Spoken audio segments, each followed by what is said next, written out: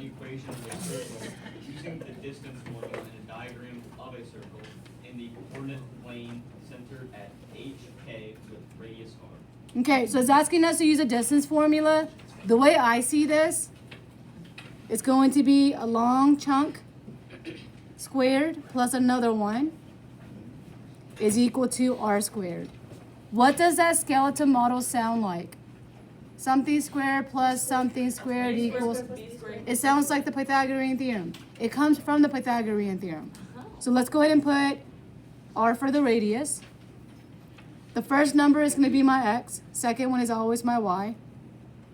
And my center is going to denote what's going to go inside. And for the center, it's always the opposite. So if it's positive h, it's going to be minus h. If it is positive k, it's going to be minus k. If y'all remember back in Algebra 2, or even Algebra 1, when y'all did transformations, inside was always opposite. Y'all kind of remember that? The x behavior was always the opposite. So with that said, let's go through our foldable first. So on our foldable, let's flip to the last portion, and we'll do 2 questions on the notes provided.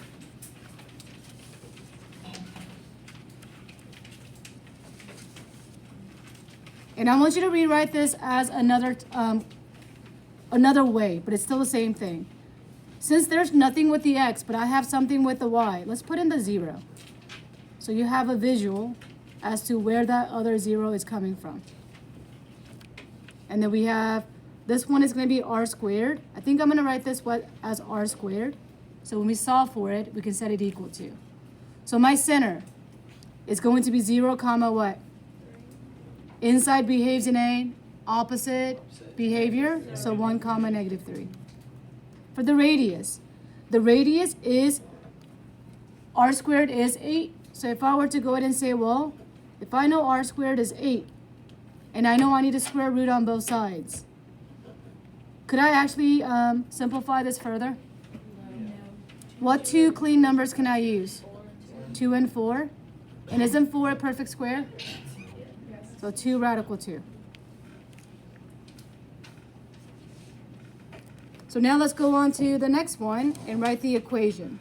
For the equation, it is the first one squared plus second one squared is equal to r squared, just like Pythagorean theorem. So let's plug them in. So we have x, do I write minus 5? Plus 5. And then what about the y? Minus 7. And for the r squared, let me go ahead and white out this. If I know the radius is 8, what is r squared? 64. So are we good with that one? Yes. Okay, so let's move on to question number 3 on the handout.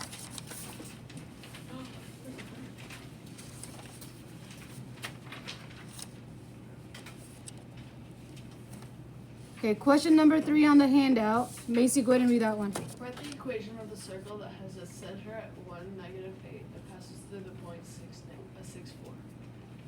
Okay, so we know the center is denoted by h comma k. If it passes through a point on the line anywhere, that is always x comma y. Let's look at this graphically.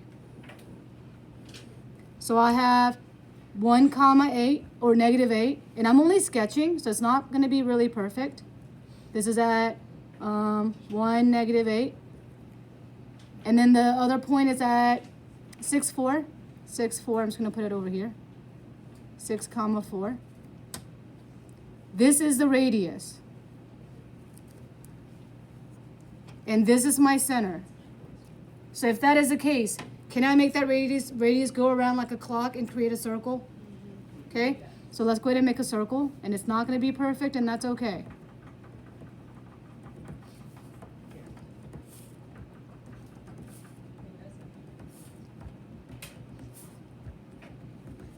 So here's my circle. So let's write out our skeleton model of the circle. We have x minus h all squared plus y minus k all squared is equal to r squared. So we need to figure out, we know h and k, correct?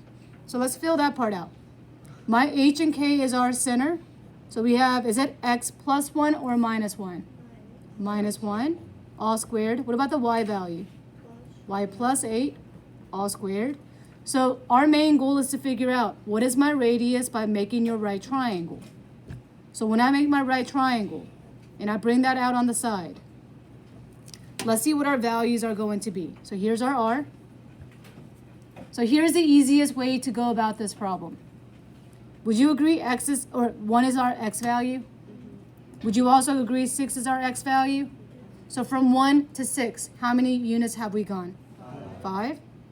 Now let's look at the y value. From negative 8 to positive 4, how many units have we gone? 12. Is that one of our triples? 13. 13.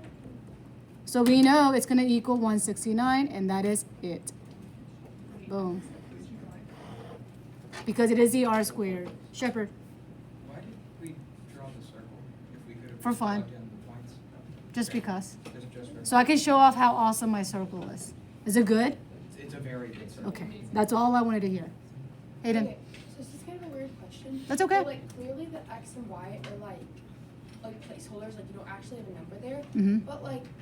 But in this situation, okay, clearly it doesn't work this way because you didn't show us. But like, I'm like trying to put this together.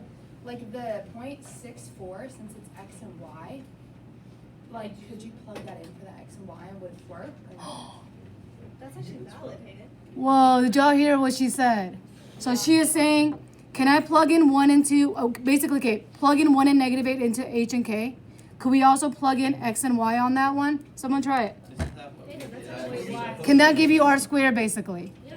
Yeah, That's what we just. that would work out. Hayden, you're actually. Wait, but do you see the x and y of like? Yeah, I thought that's a lot. For this one, we'll need to use the 6 and 4.